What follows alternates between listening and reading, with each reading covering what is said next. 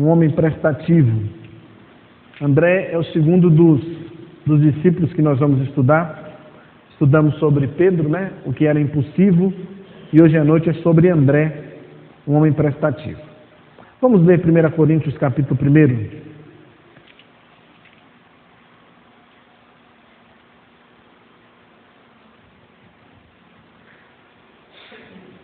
Nós vamos ler de 26 até 29. Primeira carta de Paulo aos Coríntios, capítulo 1, de 26 até 29.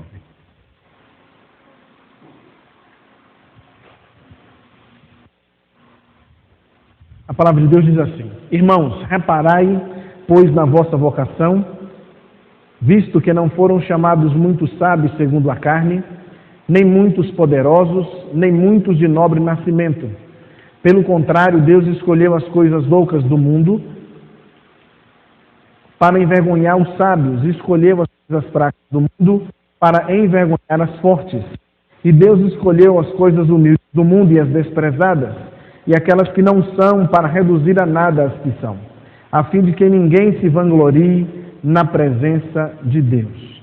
Estes homens comuns que nós temos estudado, eles tinham um chamado em comum, e realizaram uma grande obra para o Senhor, exatamente porque as suas vidas foram colocadas disponíveis ao Senhor Deus, de modo que neles não havia reservas para serem então por Deus usados. Como já afirmamos, mostramos no estudo anterior, nós temos pelo menos 4 listas que falam sobre o nome dos apóstolos. Em Mateus capítulo 10, em Marcos capítulo 3, Lucas capítulo 6 e Atos capítulo 1, sendo que a principal diferença é o nome de Judas Iscariotes, que aparece apenas nas 3 primeiras. Não é? Na última lista já não aparece, porque Judas Iscariotes naquela altura já havia morrido, né? Ele havia já tirado sua própria vida por força da questão de ter traído ao Senhor Jesus. E aí nos aparece então agora uma personagem de nome André, que é o primeiro dos homens que encontra Jesus. Vamos aí, por favor, no capítulo 1 de João, para nós lermos alguns versos e compreendermos aqui um pouco sobre a vida de André, o prestativo. Livro de João, capítulo 1. Abra aí, por favor, a sua Bíblia e acompanhe comigo a leitura de alguns dos versos. E nós vamos lendo aqui diversos dele. Primeiro, acerca do seu nome. Ele chama André. André significa varonil, valente, forte, decidido, ponderado. Ele é um homem que tem decisões claras, mas ele não é altivo como seu irmão.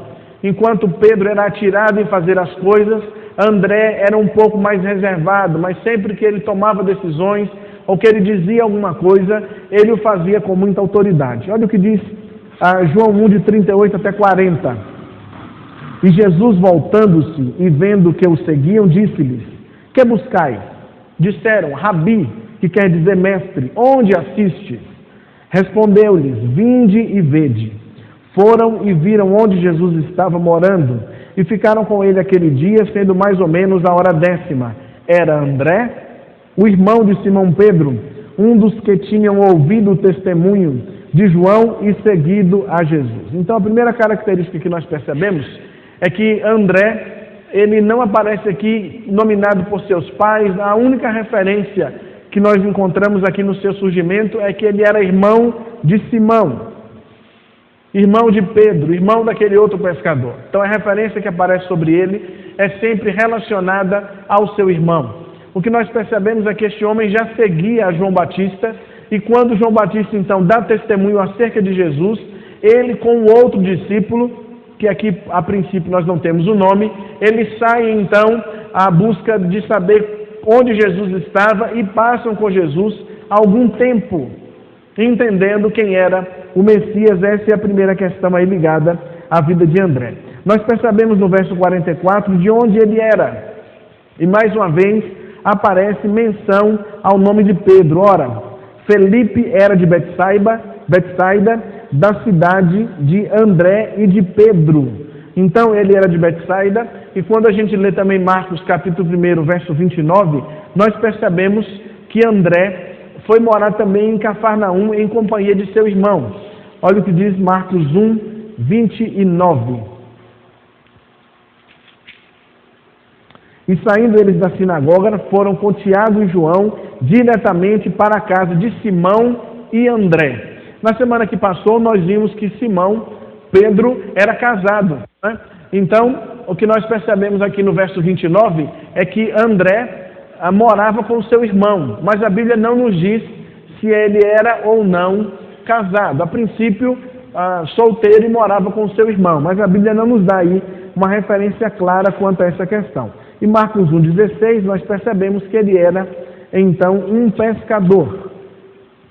Viu caminhando junto ao mar da Galileia, viu os irmãos Simão e André, que lançavam a rede ao mar porque eram pescadores. Então, nós já temos aí o que a Bíblia nos fornece de informações sobre André. Curioso, irmãos, é que, enquanto de Pedro nós tínhamos muita informação, de André nós percebemos pouquíssimas informações.